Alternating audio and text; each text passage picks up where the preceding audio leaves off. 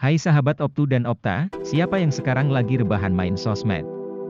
Scroll IG, scroll TikTok, scroll lagi dan lagi, hahaha. Tapi sudah tahu belum kalau HP dan aplikasi media sosial yang sedang kamu mainkan itu punya sejarahnya? Selamat datang di mesin waktu, kita akan kembali ke zaman pertama kali media sosial ada. Sambil memasang sabuk pengaman kalian jangan lupa untuk subscribe, like, share dan tekan tombol lonceng video ini. Media sosial saat ini telah menjadi tren dalam komunikasi pemasaran.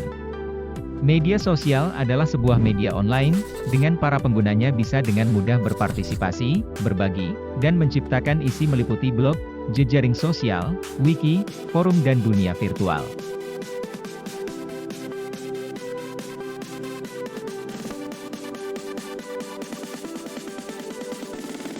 Handphone sendiri pertama kali ditemukan oleh Martin Cooper, seorang karyawan Motorola, pada tanggal 3 April 1973. Sebelumnya, disebutkan bahwa penemu telepon genggam adalah sebuah tim dari salah satu divisi Motorola yang merupakan divisi tempat Cooper bekerja.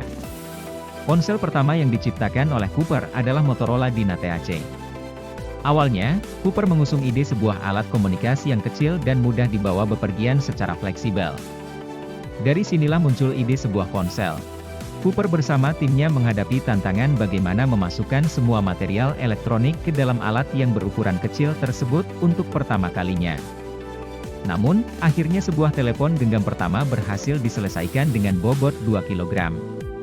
Untuk memproduksinya, Motorola membutuhkan biaya setara dengan $1 juta Amerika atau setara 14,3 miliar rupiah. Selanjutnya, pada tahun 1983, telepon genggam portabel kembali diproduksi dengan harga mulai dari $4.000 Amerika atau setara 36 juta rupiah hingga $1 Amerika.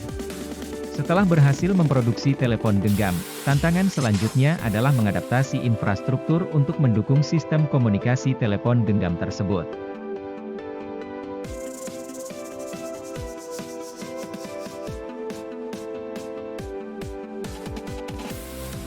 Sebelum aplikasi pertama di dunia ditemukan, ada sejarah yang sangat panjang dalam proses ditemukannya aplikasi. Jauh sebelum aplikasi yang ada pada komputer dapat berjalan secanggih saat ini, semua perangkat lunak, software, selalu mengandalkan aljabar boolean. Aljabar ini menggunakan kode binari digit, bit, yang terdiri dari 2 angka yaitu 1, benar, on, dan 0, salah, off. Rumitnya, terlalu panjang, penggunaan kode binari digit ini membuat orang-orang pada saat itu mulai membuat kelompok bit. Yang terdiri dari nibble, 4 bit, byte, 8 bit, word, 2 byte, dan double word, 32 bit. Hadirnya kelompok-kelompok bit ini terbilang cukup membantu dalam berbagai kegiatan yang dilakukan di perangkat lunak komputer.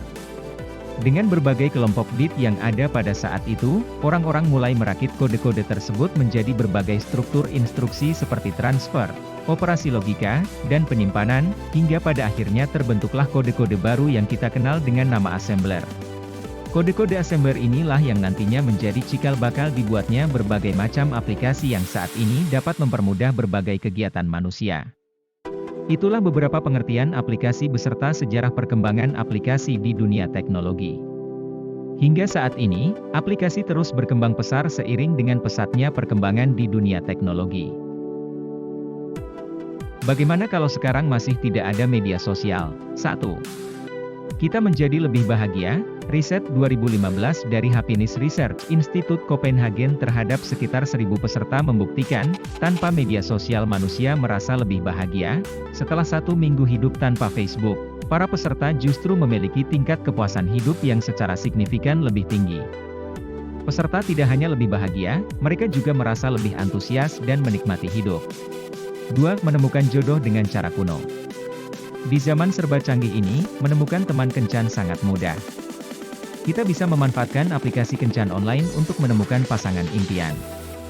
Jika berbagai aplikasi tidak pernah ada, kita harus kembali ke cara lama untuk menemukan cinta sejati. Mungkin butuh cara lebih lama untuk mengenal gebetan dan meyakinkan dirinya untuk mau menerima cinta kita. Tapi, proses itu biasanya membuat kita benar-benar mengenal kepribadiannya, bukan apa yang ditampilkan. 3. Sulit menyuarakan pendapat. Media sosial memudahkan semua orang untuk menyuarakan pendapatnya demi membawa perubahan besar. Menurut laporan HuffPost, kemunculan Facebook telah dimanfaatkan sebagai alat desentralisasi. Alhasil, semua orang mendapatkan kesempatan yang sama untuk turut membangun perubahan. Misalnya, kita bisa dengan mudah menulis petisi dan meminta dukungan banyak orang dengan menggunakan hashtag tertentu di media sosial. 4. Cara belajar berbeda. Sebuah studi yang melibatkan hampir 35.000 anak sekolah di Abu Dhabi, yang diterbitkan dalam jurnal Telematics and Informatics pada 2017 menemukan, media sosial sebenarnya membantu anak-anak di lingkungan belajar.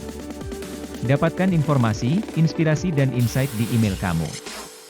Daftarkan email. Anak-anak bisa berbagi informasi dan ide dengan orang lain dan meningkatkan keterampilan membaca mereka. Di sisi lain, peneliti juga mengatakan media sosial dapat berpengaruh negatif. 5. Gaya hidup konsumtif dan kejahatan berkurang. Media sosial memang bisa menjadi sarana yang bagus untuk promosi produk. Namun, hal ini bisa meningkatkan gaya hidup konsumtif. Selain itu, media sosial juga menjadi lahan subur untuk doxing atau praktik berbasis internet untuk meneliti dan menyiarkan informasi pribadi atau mengidentifikasi tentang individu atau organisasi. Dapatkan informasi, inspirasi dan insight di email kamu. Daftarkan email tentunya, hal ini bisa membuat data-data pribadi kita rentan disalahgunakan oleh oknum tak bertanggung jawab.